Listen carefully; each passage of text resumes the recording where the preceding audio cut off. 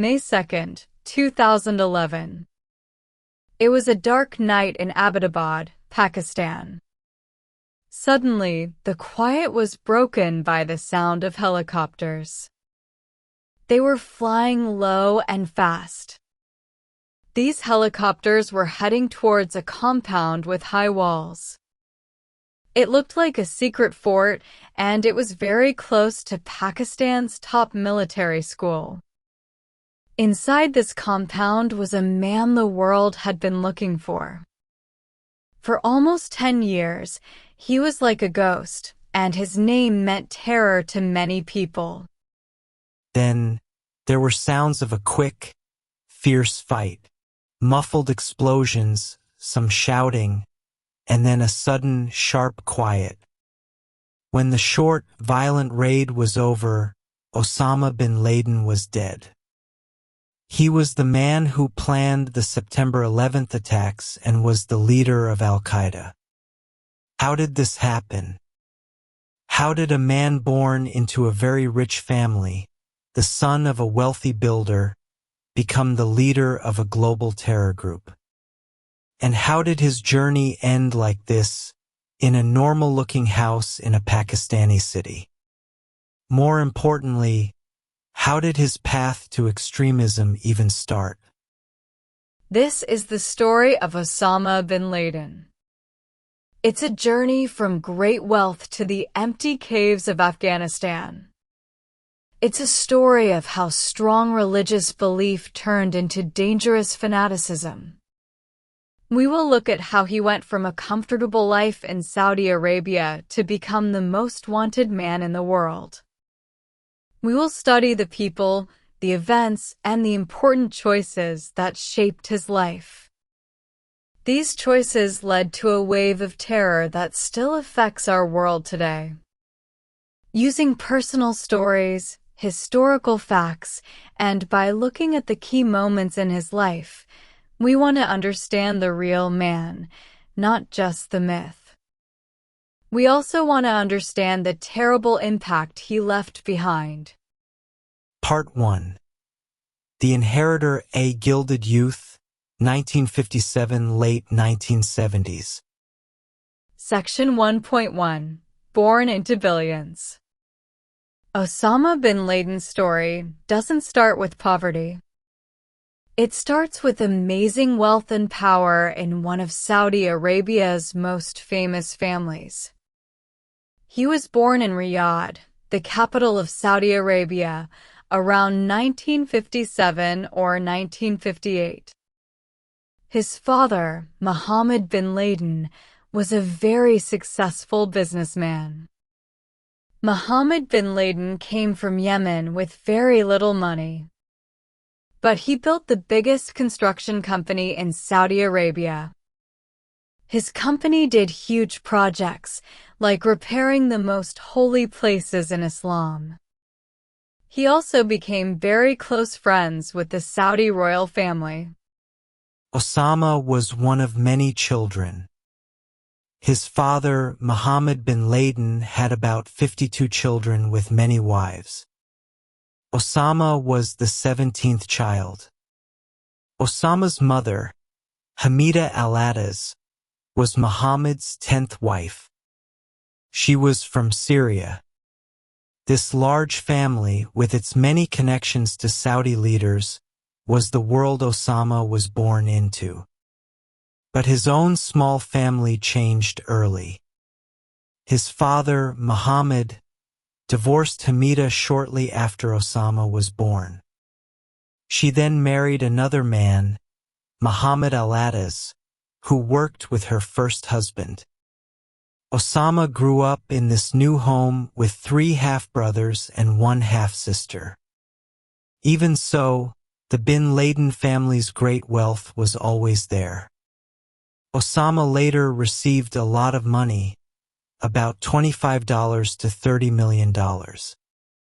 Mohammed bin Laden, the father, was a strong and powerful man. He had strict rules for his children.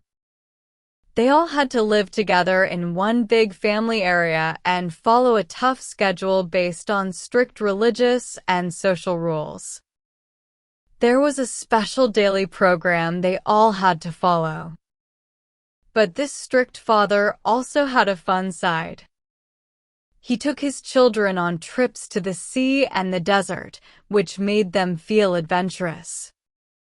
Very importantly, he treated his sons like big men from a young age.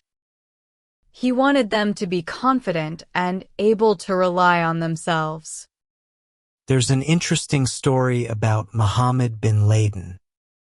He was very proud that he started with nothing. He reportedly kept the simple bag he used when he was a poor worker. He displayed it like a trophy in the main room of his palace. It was a reminder of how he went from being poor to very rich. This complex man, strict, religious, but also worldly and encouraging his sons to be brave, was a big influence. However, Osama did not know his father for very long. Mohammed bin Laden died in a plane crash when Osama was only 13 years old. Religion was very important in Osama's early life. He was raised as a devout Sunni Muslim. The bin Laden home, especially when his father was alive, was a place for learning about Islam.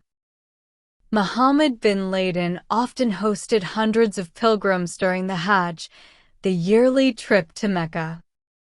Among these guests were often important Islamic scholars and leaders from all over the world. This tradition continued with Osama's older brothers after their father died. This meant that young Osama met many important religious people and heard their ideas from a very young age. It helped him make connections with these groups.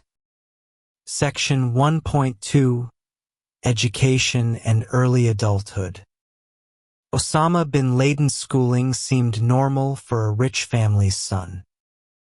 From 1968 to 1976, he went to a top school in Jeddah called Al-Fajr Model School.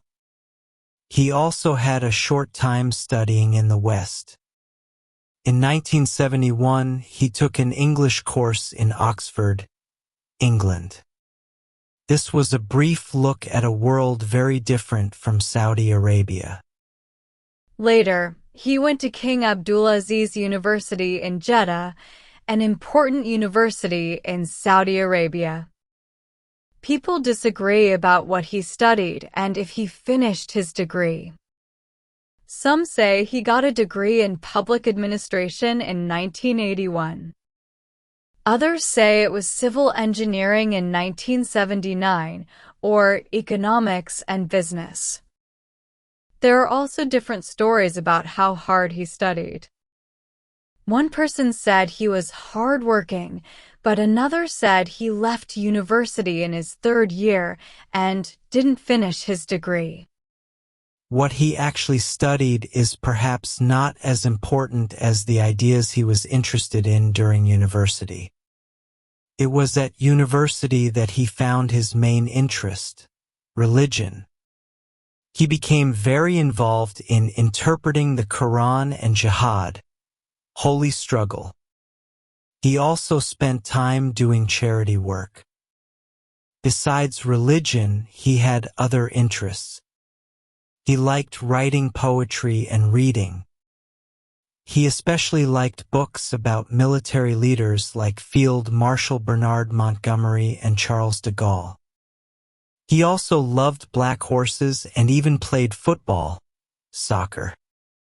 He reportedly enjoyed playing as a center forward and was a fan of the English team Arsenal. People described him as a religiously committed boy. His personal life also showed this. When he was only 17, in 1974, he married his first wife, Najwa Ghanem. She was his cousin from Syria and was 15 at the time. This early marriage was common in traditional Saudi society. It was seen as a way to protect him from doing wrong. Najwa later shared some details about their early life. She remembered that his favorite food when he was a young husband was zucchini stuffed with marrow. These small, normal details are very different from the scary global figure he later became. Even in these early years, Najwa said he didn't like modern things like electricity and medicine. This showed a tendency to live a simple, strict life, which became a big part of his lifestyle later. It's impossible to know exactly what he was like psychologically. But later, experts looked at information about his life and what was written about him in the news. They suggested that bin Laden's main personality traits were being ambitious and willing to use others, and dauntless, fearless, and likely to disagree with authority. He also seemed distrusting and suspicious, and tended to be dominant and controlling. These experts thought he might have had what psychologist Theodore Millon called an unprincipled narcissist personality. This means someone who thinks they are very important and better than others. They might use other people, expect special treatment, not care much about right and wrong, and ignore the rights of others. If he had these traits, they could have made him more open to the extreme ideas he started to hear. Section 1.3. The Stirrings of Ideology. When Osama bin Laden was in high school and university, he, like many educated young Muslims then, was drawn to the Muslim Brotherhood. At that time in Saudi Arabia, this group was not very confrontational. It was part of a general Islamic awakening, with many Muslim scholars active in Jeddah and Mecca. There was nothing in his early connection to this group to show the violent path he would later choose. Interestingly, a shocking event in 1979, when extremists attacked the Grand Mosque in Mecca, reportedly did not appeal to him at all, neither its ideas nor its violent methods. However, at university he met people who would greatly change how he saw the world. The most important of these was Abdullah Azzam. Azzam was a Palestinian scholar with a strong personality and a radical pan-Islamist. Pan-Islamism is the idea that all Muslim countries should unite. Azzam, who became one of bin Laden's important teachers in Islamic studies, strongly believed that all Muslims should fight in jihad, or holy war. He wanted to create one single, united Islamic state. He provided the religious reasons for a global jihad. He argued that it was a personal religious duty for every Muslim to fight when Muslim lands were seen as being attacked by non-Muslims. Azzam's influence on bin Laden was huge. He became his mentor, the person bin Laden looked to for religious guidance. Azzam was the one who later convinced bin Laden to use his life and his money for the cause in Afghanistan. Their relationship was like that of a student to a respected professor. Another important teacher was Muhammad Maktab. He was a well-known Islamic writer and thinker, and the brother of Sayyid Qutb, an even more influential Egyptian Islamist. Bin Laden eagerly read Sayyid Qutb's writings. Qutb's revolutionary Islamic ideas called for a complete break from Western influence and the creation of a truly Islamic society. These ideas strongly appealed to bin Laden. This powerful mix of ideas, pan-Islamism, the call to jihad, and a deep anger about what was seen as growing Western interference in Middle Eastern life and Islamic values, found a ready listener in the young, rich and deeply religious Osama bin Laden. He had a lot of money from his family. He grew up with strong religious beliefs and met many important Islamic figures. His powerful father died when he was young. This might have made him a young man looking for a strong cause and a new, convincing leader. Abdullah Azzam, with his radical charm and clear call to action, seemed to be that person. He gave bin Laden both the ideas and the personal push that would soon direct bin Laden's money and religious passion towards armed fighting. The two sides of his early life, the wealth and religious devotion, the short time studying in Oxford versus a growing anti-Western feeling, showed some inner conflicts. These conflicts, along with personality traits like being ambitious, fearless, and suspicious, and fueled by Azzam's strong ideas, started to build a dangerous foundation for the future. Part 2. The Mujahid, forged in Afghanistan, 1979 to 1989. Section 2.1. The Soviet Invasion, a Call to Arms, December 1979. On December 25, 1979, the Soviet Union invaded Afghanistan. This event shocked the Muslim world. It was the spark that would turn Osama bin Laden into a militant leader. Bin Laden was then a young man of 22. For him, Islam was already more than just a religion. It was how he saw the world, and it shaped his political beliefs and all his important decisions. He saw the Soviet occupation of a Muslim country as a terrible wrong, an insult that needed a response. He later told a journalist that he felt outraged that an injustice had been committed against the people of Afghanistan. Unlike many people who just felt sorry for Afghanistan from far away, bin Laden decided to act almost right away. His first direct involvement with the Afghan cause happened within 2 weeks of the Soviet invasion. He took a secret, month-long trip to Pakistan to explore the situation. He went to Peshawar, a city near the Afghan border. Peshawar was quickly becoming the main center for the fight against the Soviets. He was hosted by Jamaat-e-Islami, an important Islamist political party. There, he met with Afghan refugee leaders and saw the growing crisis himself. Some of these leaders, like Burhanuddin Rabbani and Abdul Rasul Sayyaf, were people he already knew. He had met them during Hajj gatherings in Saudi Arabia. When bin Laden returned to Saudi Arabia, he started working hard to get support for the Afghan Mujahideen. The Mujahideen were the holy warriors fighting the Soviets. He asked his brothers, relatives, and old-school friends to give money and supplies. He used his family's great wealth and even the resources of the bin Laden construction company to help. At first, he and his teacher Abdullah Azzam traveled to Peshawar.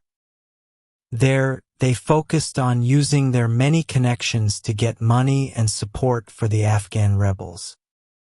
They didn't become fighters themselves at this early stage.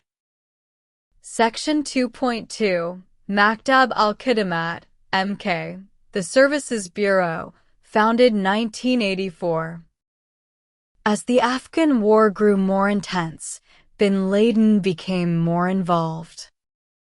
In 1984, an important year, he started an organization called Maktab al-Khidamat, or the Services Bureau, MAK. He started it with Abdullah Azzam in Peshawar. This organization became the main way for foreign support to reach the Afghan jihad. MAK had big goals. It worked as a global recruitment network. It brought in young Muslim men from the Middle East and other places who wanted to fight the Soviets. It opened offices not just in the region, but also in surprising places like Brooklyn, New York, and Tucson, Arizona. This showed how international it was. MAK sent a lot of money, weapons, and fighters into Afghanistan. It gave these foreign volunteers, called Afghan Arabs, important training and supplies. About 16,000 to 35,000 volunteers came through its network. Bin Laden's personal money was very important for MAK. He paid for recruiting, transporting, and arming thousands of these fighters. He covered costs like plane tickets, places to stay, and the difficult paperwork needed by Pakistani authorities. He didn't just send money. He also brought his own bulldozers and dump trucks from his family's construction business to help build things for the Mujahideen. A strong story started to grow around the rich young Saudi who gave up a life of luxury for the tough life of jihad. Old Mujahideen fighters would later tell stories about Bin Laden himself riding bulldozers and digging trenches on the front lines. This was a powerful symbol of his dedication that deeply impressed those who joined the cause. This direct involvement, so different from his rich background, was key in building his legend and inspiring people to follow him. To help these efforts even more, Bin Laden started Bait al-Ansar, the House of Helpers, in Peshawar in 1984. This project aimed to help MAK support the Afghan Arab volunteers more. It was also a step towards forming his own separate fighting group. Maktab al-Khidamat was extremely important. For Bin Laden and his friends, it was real proof that their pan-Islamist ideas could be turned into effective real-world action. It showed the power of Muslims uniting against a superpower. Also, MAK was the direct organization that came before al-Qaeda. Al-Qaeda later used MAK's existing infrastructure, networks, and trained fighters. Section 2.3 Battlefield Experiences and the Battle of Jaji, 1987. Bin Laden's dedication to the Afghan jihad grew stronger over time. He moved from giving money and supplies to actually fighting in the war. In 1982, he decided to go into Afghanistan himself. He brought a lot of construction machines and let the Mujahideen use them. He started spending more and more time in the country. Sometimes, he joined in actual battles, though at first, he wasn't part of an official army unit. But his presence was a strong encouragement for more Saudis and other Arabs to join the fight, even though their numbers were still quite small in those early years. A key moment that turned him into a famous jihadist figure was the Battle of Jaji in 1987. Bin Laden had set up his own base in the Jaji Mountains in Paktia province. He named this base Masada, which means the Lion's Denver. He built this compound strategically near Soviet positions. Bin Laden reportedly wanted to fight the enemy directly. He even hoped the Soviets would attack his base, giving him a chance for a big fight. The base was also meant to be a training place that Pakistan didn't control. In May 1987, the Soviets started a big attack in the Paktia region, which included an attack on Bin Laden's Jaji base. Bin Laden found himself leading about 50 Arab fighters in a fierce battle against Soviet forces.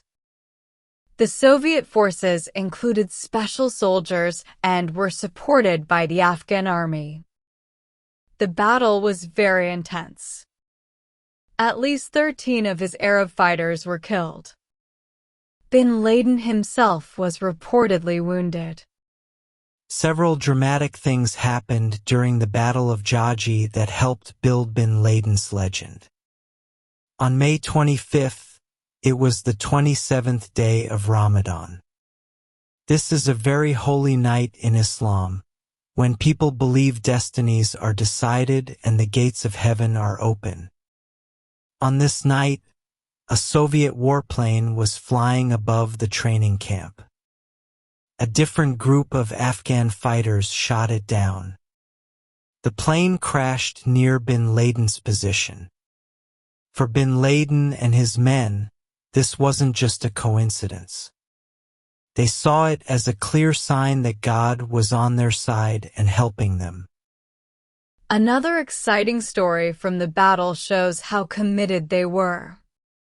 To stop Soviet forces from taking any equipment or supplies from their camp, the Arab fighters destroyed large parts of it themselves. They rolled their cannons into deep valleys and buried their automatic weapons. One man even threw a grenade into their own food storage area. Bin Laden also had a near-death experience that made him seem even more like a warrior protected by fate. After giving the Masada compound to his Afghan allies, he led his men to a spot where they could see better. He tried to signal his fighters, who were far away, by climbing a tree with no leaves. This immediately made the enemy shoot at him. A rocket-propelled Soviet grenade just missed him. It exploded only seconds after flying past him. Even though the fighting was hard and they lost men, the Mujahideen, including bin Laden's forces, managed to push back the Soviet attack. The Soviets failed to capture the base. The Battle of Jaji was a big victory, not just in a military sense, but also for bin Laden's personal reputation. It made the Afghan Arabs see him as a brave jihadist warrior favored by God. He would later claim that he got the Kalashnikov rifle he often carried from fighting hand-to-hand in these brutal battles with the Soviets. He described the Soviets as cruel and even accused them of using poison gas. These battlefield experiences, especially the stories of bravery, sacrifice, and almost miraculous survival, were very important in creating his strong presence and authority among the militants. Section 2.4, Al-Qaeda, The Base is Born, 1988. As the 10-year Soviet war in Afghanistan was ending, and Soviet forces were getting ready to leave, Osama bin Laden and his closest friends started to think about the future. The network of experienced Arab fighters, the money, and the organization they had built during the jihad were too valuable to let go. So, in 1988, bin Laden officially started a new organization, Al-Qaeda, which means the base. Al-Qaeda was created from the network of Arab and other foreign fighters who had fought in the U.S.-supported Afghan war against the Soviet Union. Its first stated goal was to support Islamist causes in wars around the world. Basically, it aimed to use the fighters and money from the Afghan jihad for new fights. There was a small but important change in what Al-Qaeda planned to do. Unlike the large-scale guerrilla fighting of the Afghan war, the new organization would focus more on symbolic acts of terrorism instead of traditional military battles. This new direction was different from what Abdullah Azzam wanted. Azzam wanted MK to keep focusing on supporting existing Muslim conflicts and strengthening their position in Afghanistan. But bin Laden was influenced by a group that wanted a bigger, more aggressive global fight. This group included Egyptian militants like Ayman al-Zawahiri, who had joined the Afghan cause. Abdullah Azzam was killed by a car bomb in Peshawar in November 1989. His death removed an important person who might have led the Afghan Arab movement in a different way. His death made it easier for bin Laden's more extreme and global vision for al-Qaeda to take over. The Afghan War was where Osama bin Laden was truly formed. It gave him a cause that matched his strong religious feelings. It provided a way for him to use his great wealth and organizing skills. It also gave him a global network of militants who thought like him. His experiences on the battlefield, especially the heroic stories from events like the Battle of Jaji, built his strong presence and established his authority. What started as defending one Muslim country, Afghanistan, grew. Because the fighters were international, it turned into the idea of a global jihad, the main reason for al-Qaeda's existence. The Soviet withdrawal in 1989 was a victory that bin Laden and his followers believed they helped achieve. This created a power gap in Afghanistan and a group of trained, ideologically strong militants. Al-Qaeda was created to use this powerful force, directing its energy towards new enemies and a much wider conflict. Part 3. The Exile. A Widening War, 1989 to 1996. Section 3.1. Return to Saudi Arabia and the Gulf War, A Bitter Betrayal, 1989 to 1991.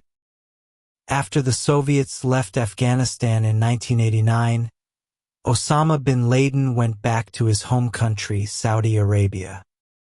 Many Islamists saw him as a hero. He planned to use his new fame and networks to get more money and expand al-Qaeda's new, ambitious mission. However, the Saudi royal family was not happy to see him. They were cool, even unfriendly. The Saudi government was relatively friendly with Western countries. They were very worried about keeping peace and stability in their kingdom. They saw bin Laden's fiery pan-Islamist speeches and his growing group of experienced Afghan Arab followers as a threat. They were afraid his influence could cause problems. They tried to silence him and eventually took away his passport so he couldn't travel easily. The situation became very serious in August 1990.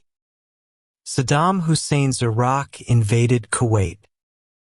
This put Iraqi soldiers very close to Saudi Arabia and threatened the kingdom's oil fields. Bin Laden, using his experience from Afghanistan, went to the Saudi leaders with an offer. He suggested using his Afghan Arabs, who were experienced fighters from the war against the Soviets, to defend Saudi Arabia's borders from a possible Iraqi attack.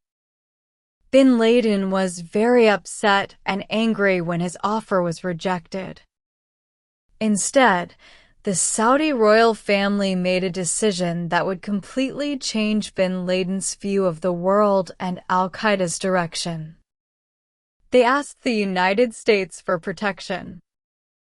They invited hundreds of thousands of American soldiers onto Saudi land, the land of Islam's two holiest cities, Mecca and Medina.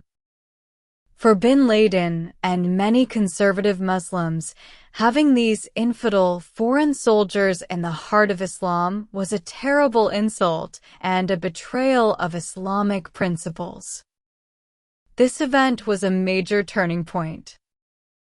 Angry that the Saudi regime ignored him and deeply offended by the American military presence, bin Laden reportedly promised that al-Qaeda, not the Americans, would one day be the master of this world. The Gulf War and what happened after it firmly made the United States al-Qaeda's main enemy. He became more and more vocal against America and continued to promote his pan-Islamist ideas. This became too much for the Saudi government. In 1991, Osama bin Laden was essentially kicked out of Saudi Arabia. The final break happened in April 1994. The Saudi government officially took away his citizenship and tried to freeze his money in the kingdom. That same year, the powerful bin Laden family, wanting to separate themselves from their now infamous relative, publicly disowned him. Being rejected by his home country and his own family was complete.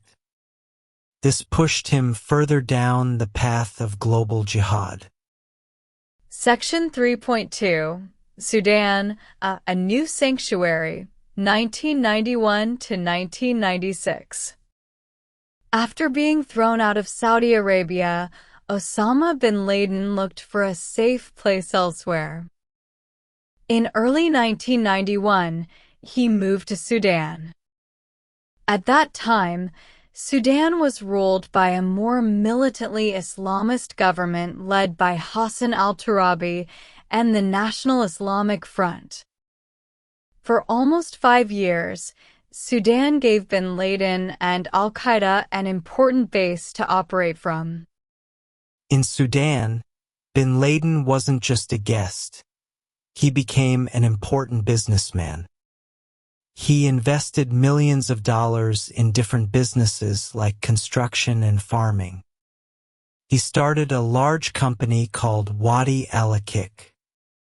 This company reportedly became a key way for al-Qaeda to get money for its activities. His construction company, Al-Hijra, even did projects for the Sudanese government like building roads. In return for his investments and money, the Sudanese government, especially the National Islamic Front, gave bin Laden land for training camps. In these camps, militants from different countries received training. Sudan at this time was a safe place for many international terrorist groups. Life in Sudan also meant things became stricter and harder for bin Laden's own family. They had to adjust to his changing ideas. His first wife, Najwa, and his son, Omar, later talked about the difficult conditions. Bin Laden became even more against modern things, including electricity and basic medicine. He made his children follow a very tough routine. He tried to toughen up his sons by taking them on long, hard walks in the desert without water. He even told them to dig holes in the ground and sleep in them. He said this was to prepare them for possible attacks from Western countries. Laughter was reportedly not allowed in his house. For a family that once had a rich and comfortable life in Jeddah, their life in Sudan, and later Afghanistan, became increasingly poor and difficult. This showed how much bin Laden was committed to a simple and militant way of life. This personal change, making his own family suffer, was like his growing political war. His private life became a part of his jihadist ideas. Section 3.3, Early Attacks and Growing Notoriety. From his new base in Sudan, al-Qaeda started to show its power. It moved from planning to carrying out actual terrorist operations. The group's first publicly known attack happened in December 1992. A bomb exploded in a hotel in Aden, Yemen. American soldiers on their way to a peacekeeping mission in Somalia had been staying there. While no American soldiers were killed in this specific explosion, 2 tourists from Austria sadly died. It was a relatively small attack, but it showed what al-Qaeda intended to do and what it was capable of. The size and boldness of al-Qaeda's attacks, or the attacks it supported, soon grew. Bin Laden's group trained and gave weapons to Somali rebels. In October 1993, these rebels were involved in the famous Black Hawk Down incident in Mogadishu, where 18 American soldiers were killed. Al-Qaeda was also linked to the first bombing of New York's World Trade Center in February 1993. That attack was planned by Ramzi Youssef. He wanted to make one tower fall and knock down the other, which was a scary preview of 9/11. Youssef's uncle, Khalid Sheikh Mohammed, later became a key al-Qaeda operational leader and the main planner of the September 11th attacks. The list of violent acts connected to bin Laden and al-Qaeda during this time grew longer. They were involved in an attempt to kill Egyptian President Hosni Mubarak in Addis Ababa, Ethiopia, in 1995. In November 1995, a car bomb destroyed a U.S. National Guard training center in Riyadh, Saudi Arabia. The OPM Sang bombing killed 7 people, and 5 of them were American citizens. By January 1994, U.S. intelligence analysts believed bin Laden was paying for at least 3 terrorist training camps in northern Sudan. In these camps, rebels from several nations were being trained. This period showed a change in strategy. Al-Qaeda increasingly targeted the far enemy, the United States and its Western allies. This direction became stronger because bin Laden was deeply offended by the U.S. military presence in Saudi Arabia during and after the Gulf War. Section 3.4 Pressure Mounts from Sudan to Afghanistan, May 1996. Bin Laden's presence and al-Qaeda's activities in Sudan did not go unnoticed by other countries. As he became more famous, the Sudanese government faced more pressure to kick him out. Internally, bin Laden's relationship with some Sudanese leaders, including Hassan al-Turabi, started to get worse. Al-Turabi was a key person in the Islamist government. He reportedly wanted to improve Sudan's image in the world and saw bin Laden as a growing problem. Al-Turabi had previously shown he was willing to work with Western intelligence. In 1994, he helped France capture the international terrorist Ilich Ramirez Sanchez, also known as Carlos the Jackal. The United States, Egypt, and Saudi Arabia all wanted bin Laden to be stopped or handed over. Under this increasing diplomatic pressure, Sudanese President Omar al-Bashir finally ordered bin Laden to leave in May 1996. According to some stories, bin Laden knew the political situation was changing. He helped negotiate the conditions of his departure. He threatened to take his large investments and businesses with him, which would have badly hurt Sudan's weak economy. He was reportedly allowed to move various assets to Pakistan and then to Afghanistan over several weeks. Kicked out of Sudan, bin Laden hired a private plane and flew to Afghanistan. He first settled in Jalalabad. He had been invited there by Abdul Rasul Sayyaf, one of the Afghan Mujahideen leaders he knew from the anti-Soviet jihad. This return to Afghanistan was another very important moment. The Taliban, a very strict Islamist group, had taken power in much of Afghanistan by 1996. They offered a safe place for bin Laden and al-Qaeda. Some experts argue that being forced out of Sudan, largely because of U.S. pressure, only made bin Laden hate the United States more. It pushed him into a place where he could operate with even more freedom and without fear of punishment. In the rough, lawless areas of Taliban-controlled Afghanistan, al-Qaeda would build up its strength, refine its ideas, and plan its most terrible attacks. The years in Sudan had been very important for al-Qaeda. It allowed them to set up their money networks, their training facilities, and gain experience in operations. Now, back in Afghanistan, it was ready for a new, more terrifying phase. Part 4. The Global Terrorist, The Road to 9/11, 1996 to 2001. Section 4.1, Declaration of War and Ideology. When Osama bin Laden returned to Afghanistan in 1996, he found a very welcoming place. The Taliban government, which had a similar strict and militant view of Islam, welcomed him and his al-Qaeda fighters. This alliance gave al-Qaeda a hidden safe haven. It was a territory where it could train its new members, plan complex operations, and spread its ideas to the world without much trouble. It was from this safe place in Afghanistan that bin Laden made his most direct challenges to the United States.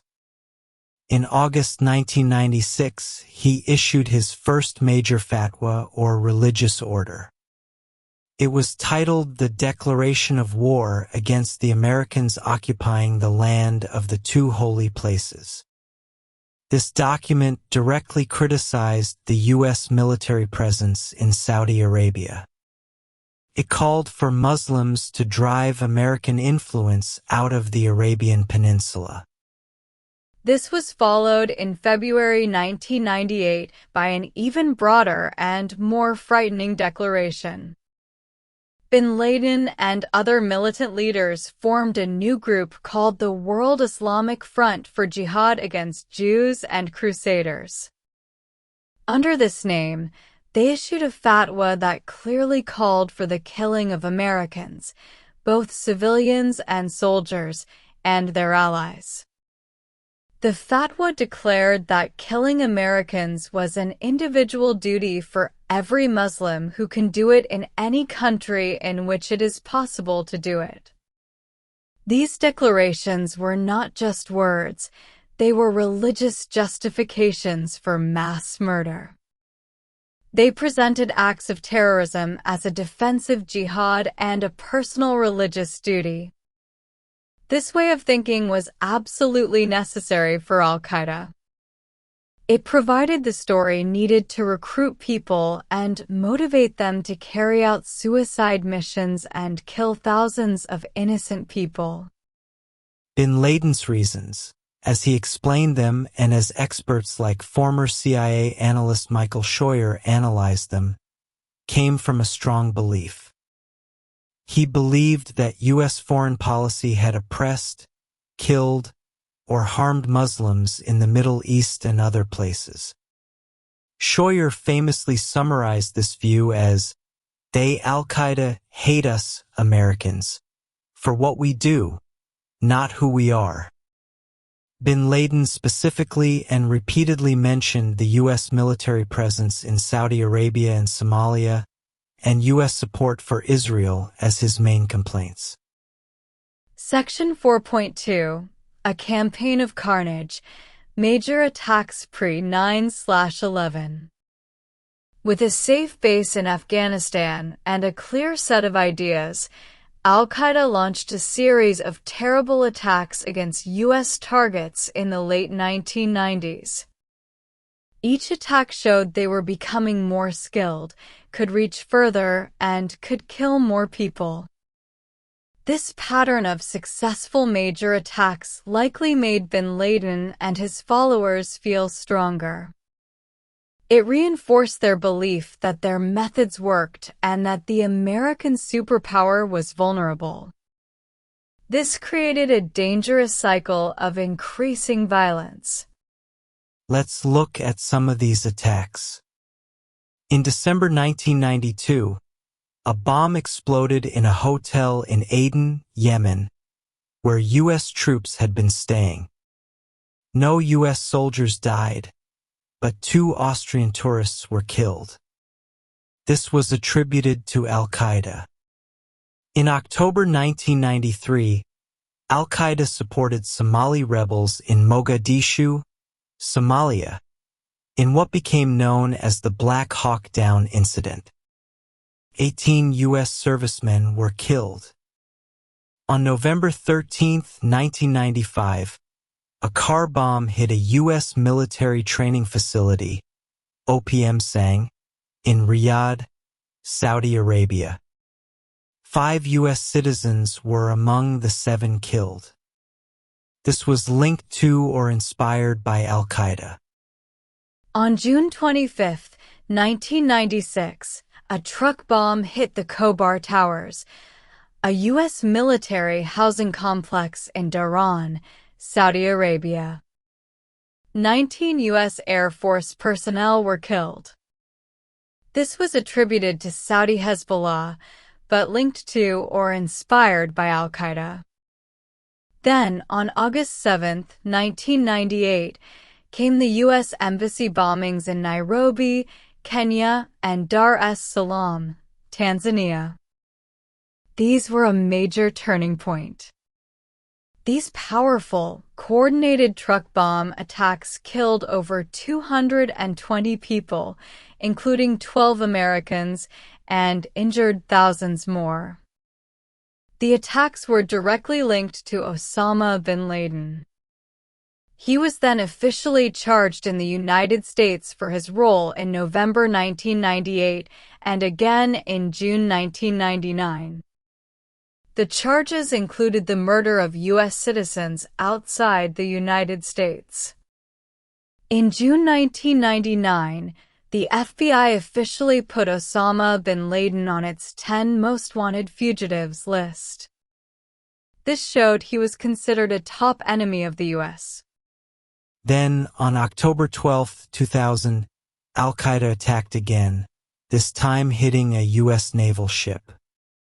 The USS Cole, a destroyer, was refueling in the port of Aden, Yemen. A small boat full of explosives rammed into it. The suicide attack was carried out by 2 men who reportedly waved friendly at the Cole's crew just before blowing themselves up. The explosion made a huge hole in the side of the warship. It killed 17 American sailors and injured 38 others. Bin Laden openly said he was responsible for this bold attack. Investigations later showed careful planning. The attack on the USS Cole happened after a failed attempt to bomb another U.S. Navy ship, the USS The Sullivans, in January of that same year. The explosives from that failed attempt were saved, tested, and reused in the terrible attack on the Cole. Key planners, like Jamal al-Badawi and Fahad al-Quso, were known al-Qaeda members who had trained in Afghanistan. These attacks, each more daring than the last, showed al-Qaeda's growing ability and strong commitment to its war against the United States. Section 4.3. The Planes Operation, the 9/11 Plot. Even as al-Qaeda carried out these bloody attacks, a plan of almost unbelievable size and horror was being developed. This plan would become known simply as 9/11. The main planner of this plot was not bin Laden himself, but a man named Khalid Sheikh Mohammed, often called Qassem. He was born in Kuwait and educated in the U.S. Qassem was the operational planner. He was the one who came up with the new tactic of using hijacked commercial airplanes as guided missiles to hit famous American buildings. He had wanted to do something like this for years. In the mid-1990s, he planned the Bozhenko plot. This was a bold but failed plan to blow up a dozen American airplanes over Asia at the same time. That dream, as one journalist said, never faded. KSM presented his planes operation idea to Osama bin Laden. Bin Laden approved it and played an important part in choosing the pilots and giving overall strategic direction. Al-Qaeda provided the people, money, and logistical help needed to make KSM's deadly plan happen. Bin Laden, as the leader of al-Qaeda, fit these planned attacks into his larger strategy. His strategy was to attack the far enemy, the United States, to force it to leave Muslim lands and to cause the collapse of allied governments in the Middle East. The plot was a deadly combination.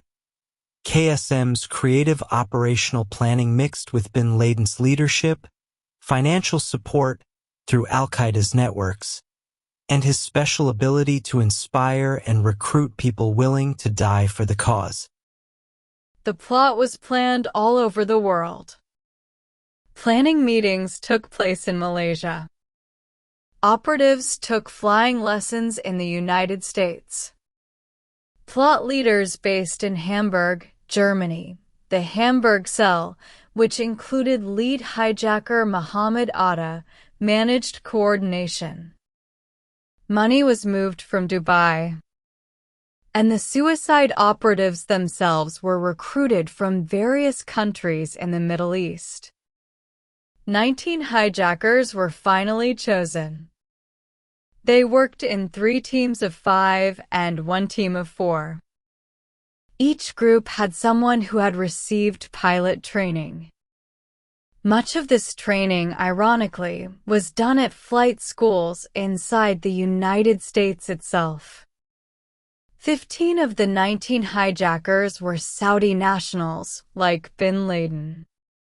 2 were from the United Arab Emirates, 1 was from Lebanon, and 1, Mohammed Atta, the tactical leader of the operation, was from Egypt. On the morning of Tuesday, September 11, 2001, the carefully planned operation began. 4 commercial airplanes flying over the eastern United States were taken over by small teams of hijackers at the same time. At 8:46 a.m. Eastern Time, American Airlines Flight 11, going from Boston to Los Angeles, crashed into the North Tower of the World Trade Center in New York City. 17 minutes later, at 9:03 a.m., United Airlines Flight 175, also from Boston to Los Angeles, hit the South Tower of the World Trade Center. At 9:37 a.m., American Airlines Flight 77 from Dulles, Virginia, to Los Angeles crashed into the Pentagon in Arlington, Virginia, just outside Washington, D.C. The 4th plane, United Airlines Flight 93, from Newark, New Jersey, to San Francisco, crashed into a field near Shanksville, Pennsylvania, at 10:03 a.m. This happened after passengers and crew, who knew about the other attacks from phone calls, bravely fought back against their hijackers. The destruction was terrible. In New York, the famous 110-story Twin Towers were burning and smoking. They collapsed into huge clouds of dust and rubble, the South Tower at 9:59 a.m. and the North Tower at 10:28 a.m. In total, 2,977 innocent people, not including the 19 hijackers, died that day. Most of the deaths happened in New York, where about 2,750 people were killed at the World Trade Center site. At the Pentagon, 184 people died. In Pennsylvania, all 40 passengers and crew on Flight 93 died. Every one of the 246 passengers and crew members on the 4 hijacked planes was killed. The first responders in New York, firefighters, police officers, and paramedics, rushed into the burning towers to save lives. More than 400 of them died trying to help others. Osama bin Laden and al-Qaeda believed that such a terrible attack on American land would shock the United States. They thought the U.S. would pull its soldiers and influence out of the Muslim world. They also thought it would cause the U.S. to stop supporting Israel and allied Arab governments. However, this turned out to be a very big and deadly mistake about American feelings and determination. The attacks of September 11, 2001, did not make America retreat. Instead, they unleashed the full power of a hurt and angry superpower. This led directly to the global war on terror, the invasion of Afghanistan, the destruction of al-Qaeda's safe haven, and, in the end, to Osama bin Laden's own death. Part 5. The Hunted Years in Hiding, 2001 to 2011. Section 5.1. The immediate aftermath of 9/11 and the Great Escape. The September 11th attacks caused an immediate and huge response from the United States. President George W. Bush declared a war on terror. On October 7, 2001, less than a month after the attacks, the U.S. military, with help from other countries, started Operation Enduring Freedom. They began airstrikes and ground attacks in Afghanistan. The main goals were to remove the Taliban government, which had protected al-Qaeda, and to capture or kill Osama bin Laden and destroy his terrorist network.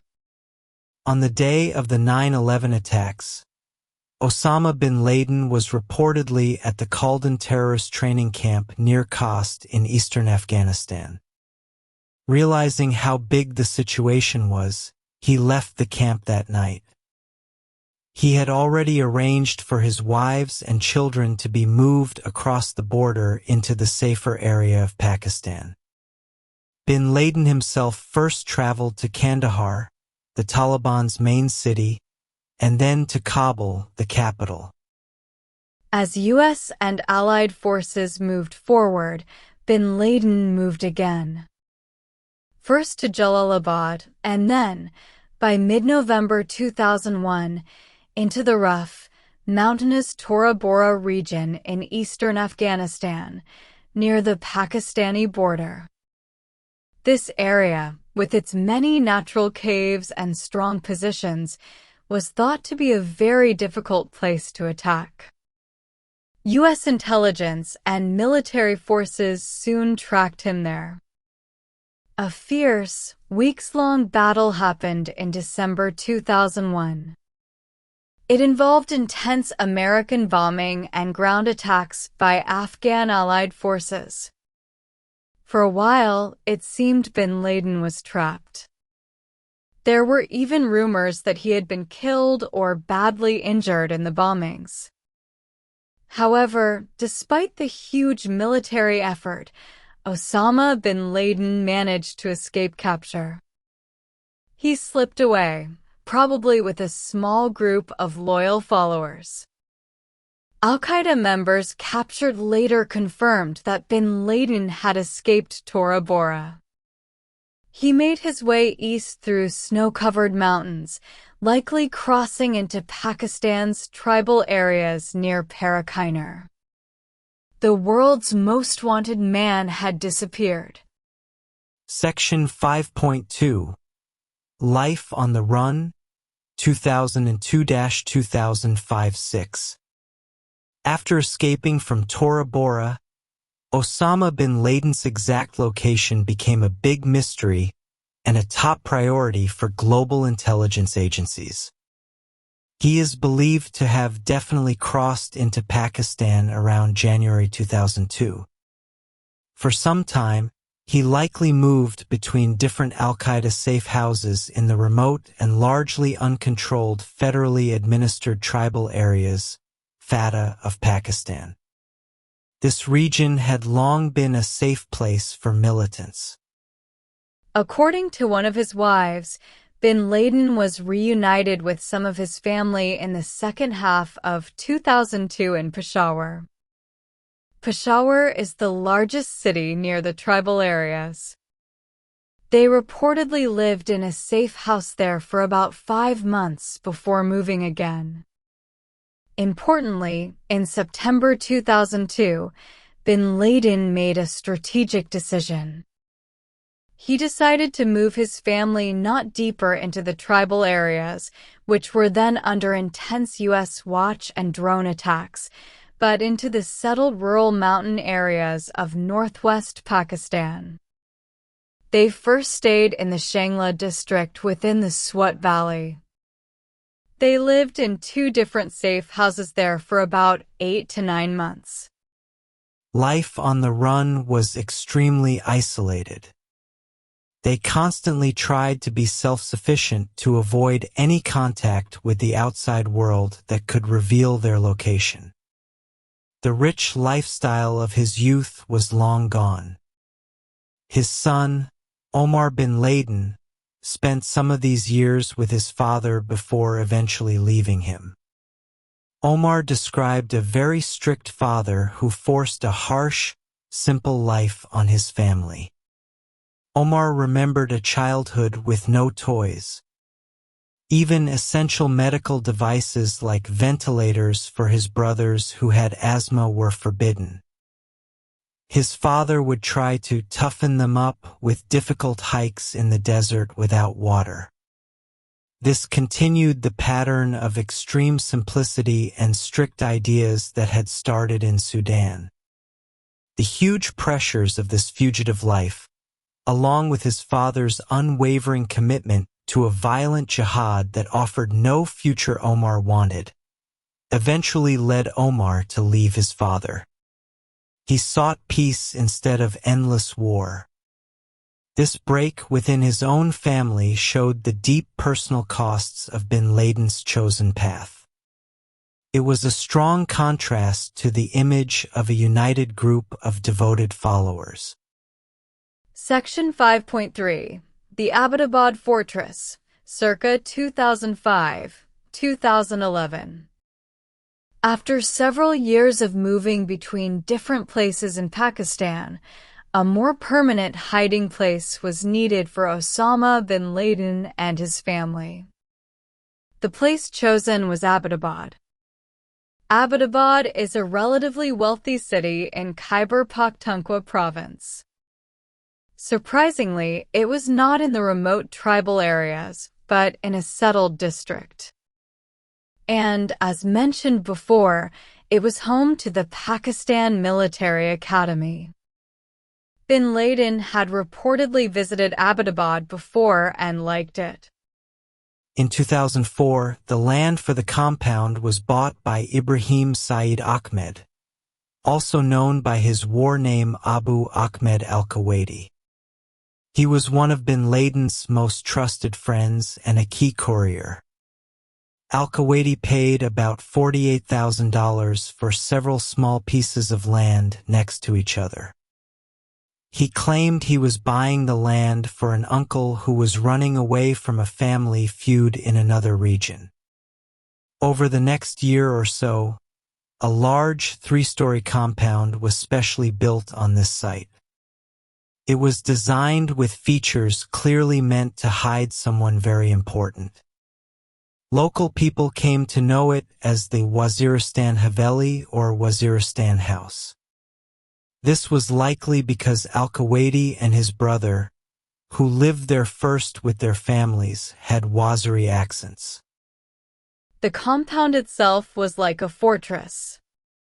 It was at the end of a narrow dirt road, about 4 kilometers, 2.5 miles, northeast of Abbottabad city center. The piece of land was unusually large, about 8 times bigger than nearby houses. It was surrounded by tall concrete walls from 3.7 to 5.5 meters, 12 to 18 feet, high, with barbed wire on top.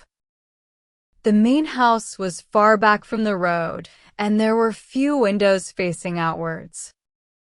Very strangely for a property of its size and value in that area, the compound had no internet or landline telephone service. The people living there burned all their trash inside the compound walls, instead of putting it out for collection like their neighbors. This was another way to avoid outside contact and attention. By the end of 2005, Osama bin Laden, along with at least 3 of his wives, including his youngest, Amal al-Sada, and several of his younger children and grandchildren, had moved into the Abbottabad compound.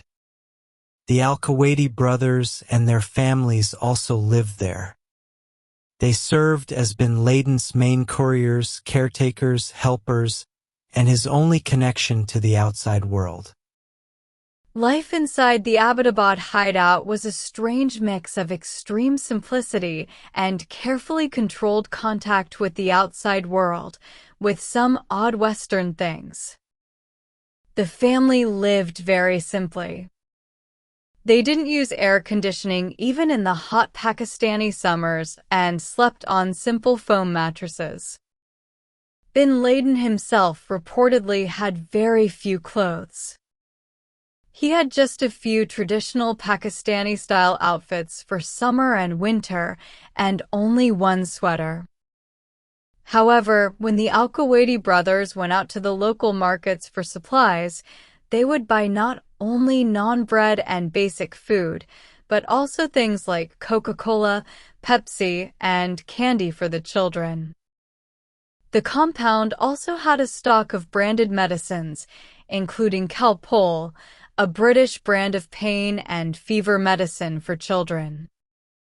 Perhaps most surprisingly, an analysis of the digital devices found after the raid showed that bin Laden's computer contained downloads of popular Disney movies and American video games. The terrorist leader even kept a supply of Just for Men hair dye to cover the gray in his hair and beard for his video appearances. These details create a strange and unsettling picture. It's a mix of strict jihadist ideas with everyday, even Western, consumer habits. This makes him seem human in a way that perhaps makes his planned evil even more shocking. For much of his time in Abbottabad, bin Laden was mostly kept in a small area within the compound. 2 rooms on the upper floors of the main house were his personal space and media center. On the back of a door, he kept the traditional Arab robe, thobe, he would wear when filming video messages for his followers. A short Kalashnikov rifle, a souvenir from his days fighting the Soviets in Afghanistan, was on a shelf above the door. Yellow flowered curtains covered his room from view, and the walls were lined with hundreds of audio and videotapes, neatly organized in rows. He reportedly spent hours each day watching international news, especially about the wars in Iraq and Afghanistan. His concentration was only disturbed by the noise of the many small children in the compound. Eventually, staying indoors all the time became too much. He had his son Khalid buy him a hat with a wide brim, similar to a cowboy hat. He would wear this hat to hide his face if he went out into the compound's garden late in the day. Khalid also managed the building of a small gazebo and trellises with climbing vines. These were specifically designed to stop overhead satellites from getting a clear picture of his face or body. Despite his isolation, bin Laden continued to release video and audio recordings during these years. He tried to keep his role as the leader and idea man of al-Qaeda. However, the very security measures he needed to survive, no direct phone or internet lines, relying completely on human couriers for all communication, made it very hard for him to effectively command and control a global terrorist network. This forced isolation likely helped al-Qaeda become more decentralized. Regional groups gained more independence and took more initiative. The man who once wanted to show his power across the globe found his own world shrinking to the limits of a single, heavily guarded house. He was a prisoner of his own fame and the constant hunt for him. Part 6. The Takedown, Operation Neptune Spear, May 1st to 2nd, 2011. Section 6.1. The Courier's Trail Zeroing In. The hunt for Osama bin Laden was one of the longest, most expensive, and most frustrating manhunts in history. For years after he escaped from Tora Bora, there was no sign of him. But U.S. intelligence agencies never stopped looking. According to official reports from the White House and the CIA, the careful process that finally led to Abbottabad started with a tiny piece of information found way back in 2002. This single clue led to years of detailed investigation, intelligence gathering, and analysis. The crucial breakthrough happened when they identified and started tracking one of bin Laden's most trusted couriers. This man was known by the war name Abu Ahmed al-Kuwaiti. Intelligence agencies knew his pseudonym, but his real identity and, more importantly, his location, were unknown for a long time. Al-Kuwaiti, whose real name was later found to be Ibrahim Saeed Ahmed, was believed to be one of the few people in direct, regular contact with bin Laden. Finding him became the key to finding bin Laden.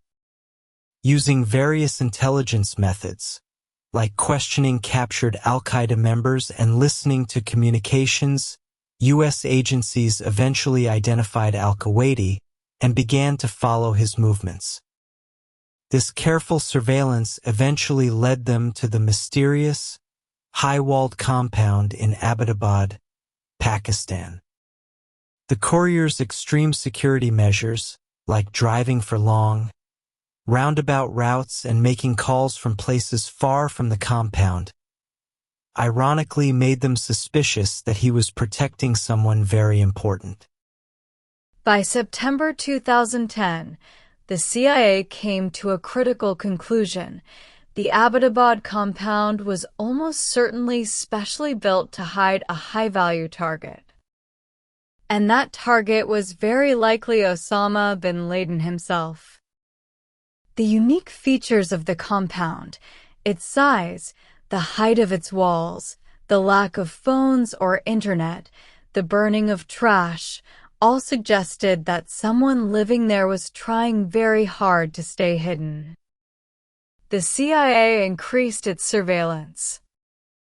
They even rented a house in Abbottabad from which a team could watch the compound for several months. They used different techniques, including informants and, controversially, a fake hepatitis B vaccination program. They tried to get DNA samples from children living in the compound, hoping to find a genetic link to bin Laden. The U.S. National Geospatial Intelligence Agency played a key role. They used satellite images to study the compound's layout, build detailed mission simulators for pilots and assault teams, and watch activity before, during and after the raid. The fortress bin Laden had built to protect himself, with its unique and isolating features, ironically became the very thing that made it stand out to intelligence analysts. This ultimately led to his downfall. Section 6.2. The Raid, Operation Neptune Spear. After months of intense surveillance and analysis, U.S. intelligence officials became more and more sure that Osama bin Laden was indeed living in the Abbottabad compound. President Barack Obama was told about the intelligence and the different options for action.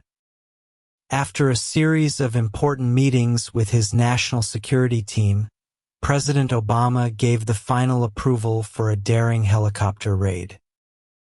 The complex and very secret mission was a joint operation. It involved the Central Intelligence Agency, CIA, and the U.S. Joint Special Operations Command, JSOC. The assault team was mainly from the elite U.S. Navy SEAL Team 6, specifically, its Red Squadron.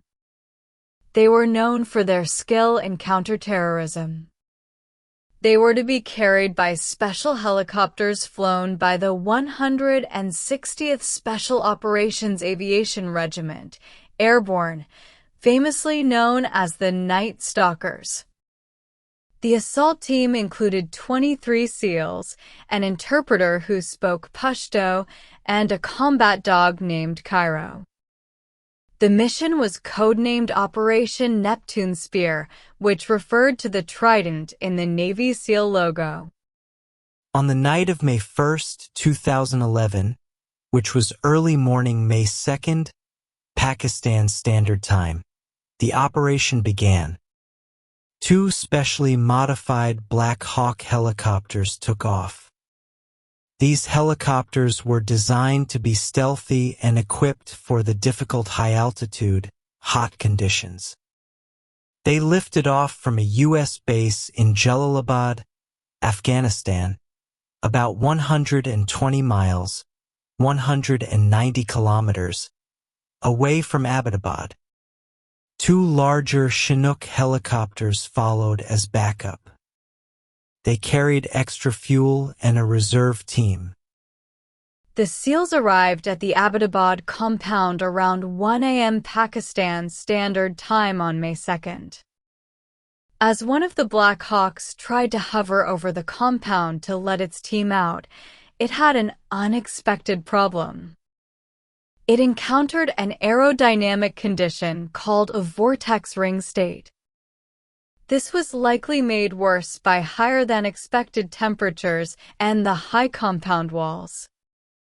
The helicopter became unstable. The pilot had to make a hard, controlled crash landing inside the compound walls. Luckily, none of the SEALs or crew on board were seriously hurt. The mission continued despite this dramatic and unplanned start. The raid itself lasted about 40 minutes on the ground. The SEALs moved quickly and carefully. One team went to the guest house in the compound, where the courier Abu Ahmed al-Kuwaiti lived with his family. As they were about to break down the door, someone inside shot at them.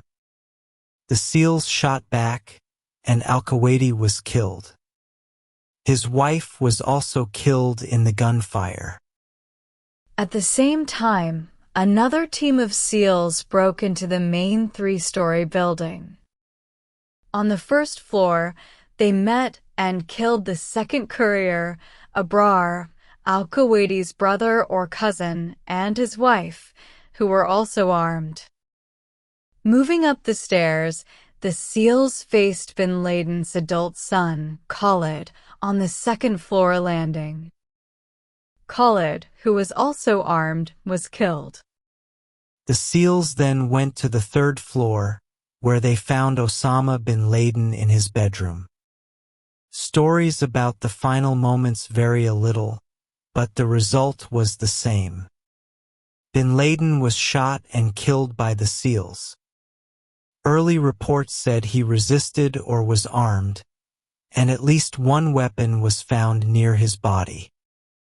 However, later stories said he was unarmed when killed. This caused some controversy and debate about whether they should have tried to capture him alive. One of Bin Laden's wives, Amal al-Sada, was also in the room. She was reportedly shot in the leg after she was said to have rushed at the SEALs.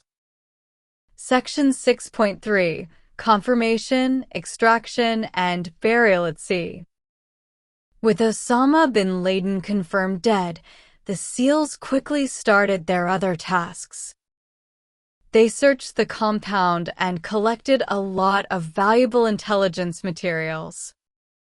This included documents, computer hard drives, DVDs, and other electronic devices. These could provide information about al-Qaeda's operations, plans, and networks. This intelligence would prove to be very important in the ongoing fight against the terrorist group. Before leaving, the SEALs destroyed the damaged Black Hawk helicopter that had crash-landed in the compound. They used explosive charges to make sure that its secret stealth technology and classified equipment would not be found by others. As this was happening, local residents, who heard the noise of the helicopters and explosions, began to gather outside the compound walls. Pakistani authorities also started to respond to the late-night disturbance.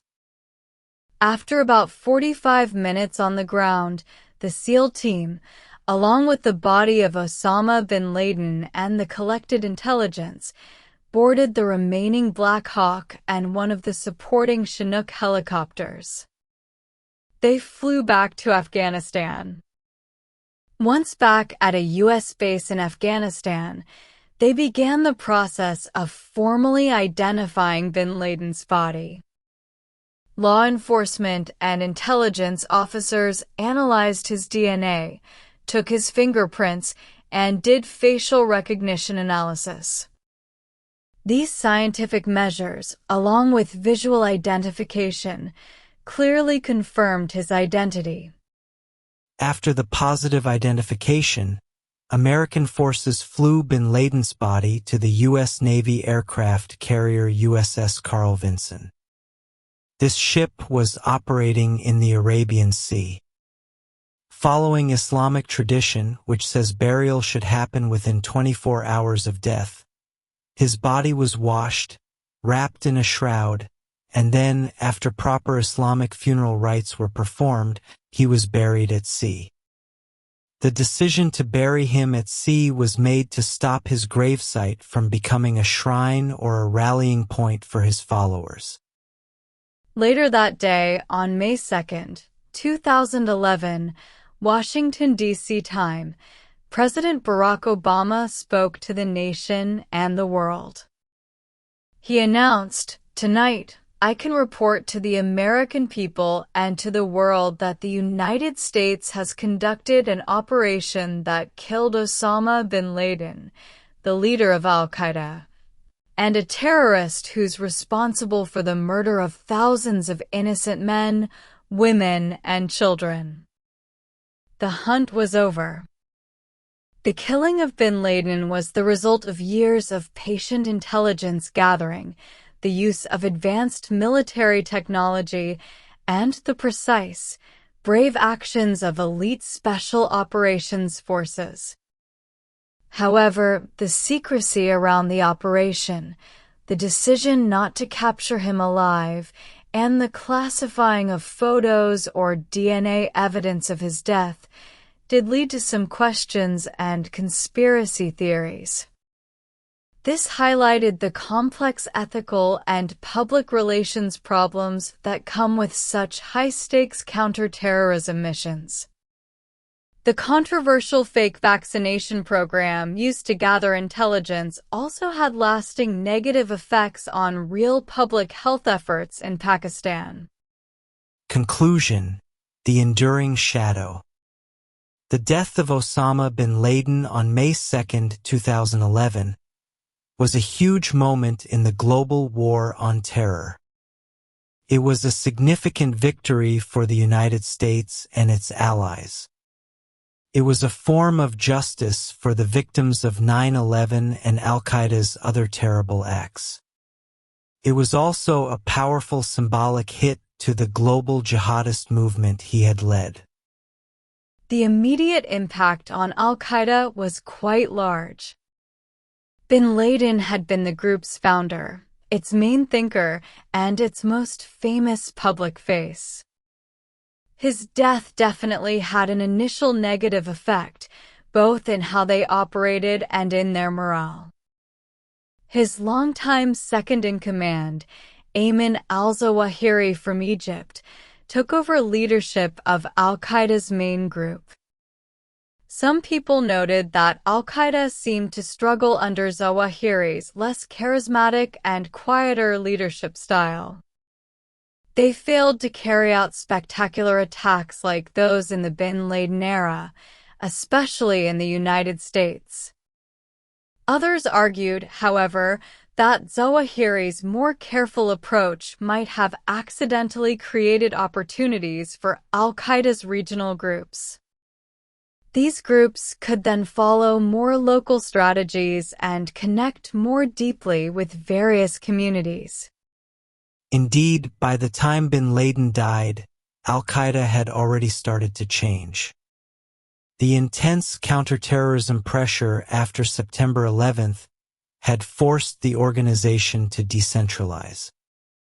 It gave a lot of operational responsibility to its various regional groups in places like Yemen, al-Qaeda in the Arabian Peninsula AQAP, and across Africa, al-Qaeda in the Islamic Maghreb AQIM, and later, groups in the Sahel and Somalia.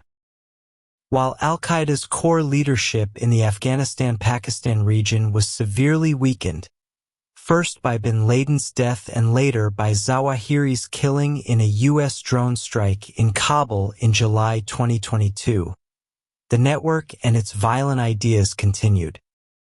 The threat had become more spread out. These affiliated groups and other extremist groups, some inspired,